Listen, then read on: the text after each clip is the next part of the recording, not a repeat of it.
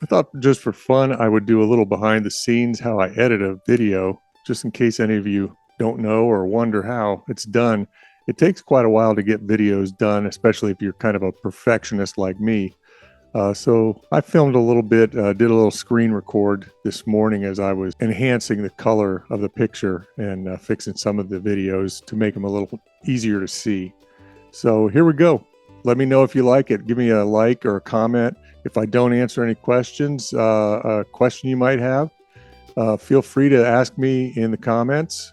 And for sure, if you like the things I'm doing here, give me a subscribe. Thanks a lot.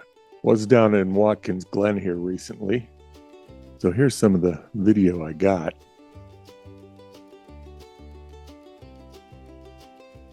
I'm back over here in the color screen. I mean, it's okay video, but I want it to, as they say, pop.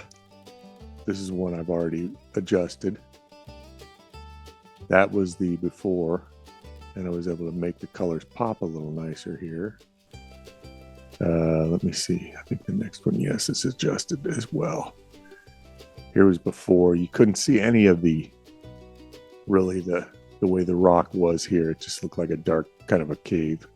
I was able to brighten it up a little bit and also get some of the colors a little bit more enhanced or saturated. I'm always on these kind of things. There's a fine line you don't want to cross, in my opinion.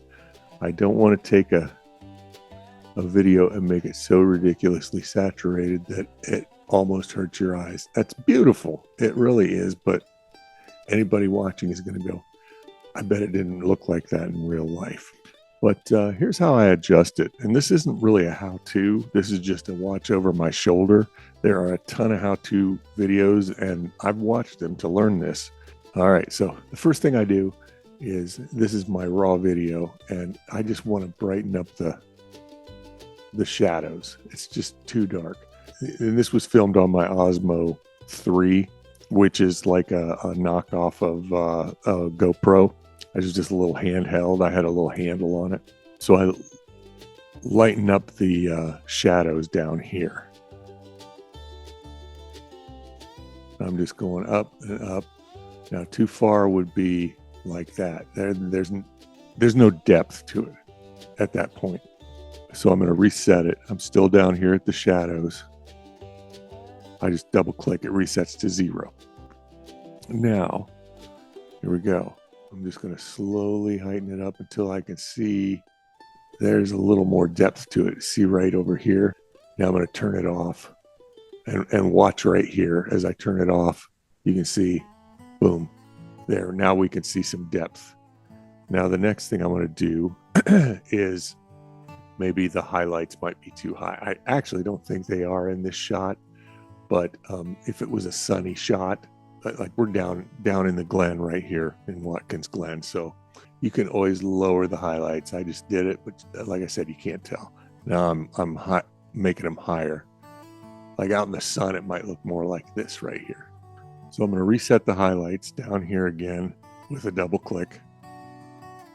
And I think it's fine. I'm not going to move the highlights. Next is contrast right here. And I'm going to raise the contrast just a little bit. The problem is if you raise it too much, you just lose everything you gain. So, all right, reset the contrast. Now just add just a little bit of contrast there. I mean, I only used like 1. So let's do a before and after shot again here. Here is before, and there's after. Yeah, I might raise the shadows up a little bit here again. After that contrast, it got dark again, so there we go. And then the final thing, I've been finding the final thing to deal with is color. So saturation, again, just bring it up a little bit there. That's pretty nice. So let's look at before and after. Before, after. I think that's so much better. Oh, this will be good. It's just black in here. There's just nothingness. Let's get this brightened up. So back again down to the shadows. I'm just going to come up. I like to go too far and then back it off a little bit. So there you wouldn't even know that it was kind of dark. But the reason it was so dark, this is probably what it looked like in real life, but it was so bright here, the camera adjusted to the brightness of this sky and just completely blacked everything out here. But I have the shadows up 100% from 0. So let's go 58. Let's go 70. Maybe let's just go 75 and say 3/4. So that's brought back up before, after. So much nicer, you can see. Highlights, maybe I can dim down the sky just a little. See, that's too much. It makes it look like an old picture. So I'll go back to 0. I'll just drag it down just a little bit. All right. Contrast. Do we need more contrast? Just a little bit. Did you see it? I go from 1 to just a slight move of the mouse. Oop, too much. There. Now, how does this look? Before, after. Well, it's definitely an improvement, even if it's not the most beautiful shot on the video. Saturation, don't need much. There, I heightened up I livened up the green just a little bit. Now this saturation doesn't just choose one color unless I go up in here with the gain. I could like say, oh, I want this to be more green. I can take the green up, take the green down, but obviously I'm not really having to work with that too much. My camera does a pretty good job. Next picture. Ooh, that's a nice one.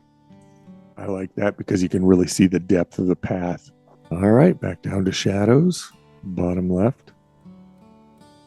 I'm gonna brighten them up. Maybe too much. That's full. That is 0 shadows or 100% brightness on the shadows, or however they term it. It starts from 0 and I can go down to negative 100 or positive 100. So I'm going to go from 0. I want the shadows a little brighter, so I'm going to go up to about positive. And I don't look at the number. I look at a place where there's shadows. And I go till my eyes say, I can see just a little bit of definition in there now. So I went up 75%. Actually, it was more than I expected. Highlights. That person's white shirt is a little bright, so we'll just go back it off a little bit. Maybe there. Again, this ends up being what looks good to the person who's doing it. And there's a lot of different attitudes out there of how even you should do it. We'll go a little, add to the contrast, and saturation is already up there. That camera must love green. There. Now that looks beautiful. Maybe a little overdone on the green, but I'm going to keep it.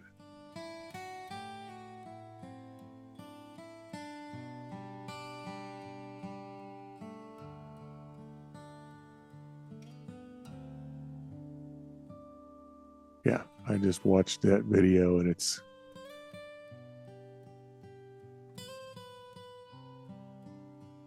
maybe usable because there was enough action and movement in it with the guy walking past me. So raise the shadows up ever so slightly. There we go. Now you can see just a couple of stones in that dark shadow of that wall. So before, you really can't see much, but after, it gives you that depth that I'm looking for. Highlights. I don't really see anything washing out. I'm actually going to leave that at 0 this time. Contrast. We want a little more contrast. I mean, there may be a shot where you want less contrast. If the contrast is too ridiculously high, then you would just take it down. But that's not the direction I think I want to go. Let me go down a little bit. There's a little less contrast, and you actually can see a little more of that wall. Let's see how it looks. I'm going to leave the contrast. Wait a minute. Yeah, I took the contrast down. So let me leave it there. I'm going to move the saturation up. Okay, now let's see that whole. Oh, that already looks better. Look, even the steps look better. I wasn't even adjusting them, but you see how bland that looks. And let's go. Let's see this whole shot.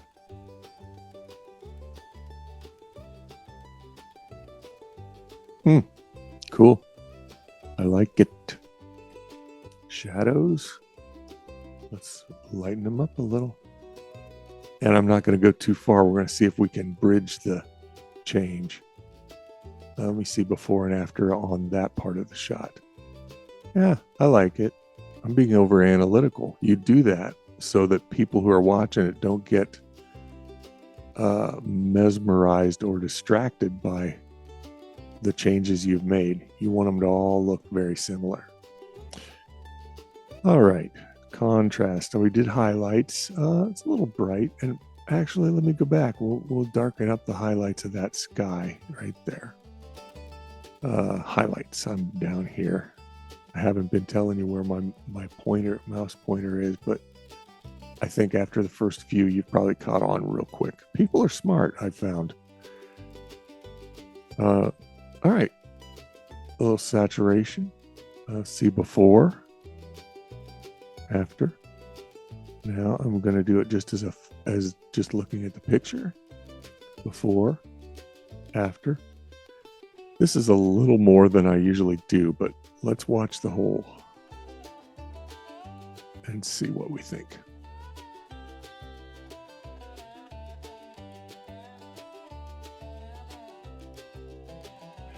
So it was actually a perfect day to film down in Watkins Glen. There's my brother's feet. We had a brother's trip.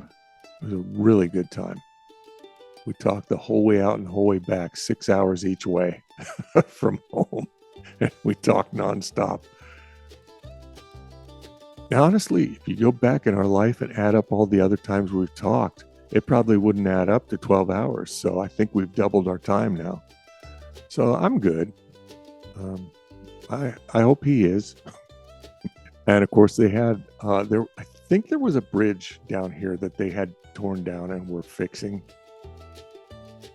And so you actually weren't even able to take the path down that way because they were working over here. They had ropes strung across here. And I think you might be able to see there's some power cords and that kind of thing. So there you have it. Let me know what you thought of this behind the scenes. If I get a bunch of "I hated that, don't ever do it again," it makes my life easier. But if you love it, I like doing it, make my life harder. Thanks.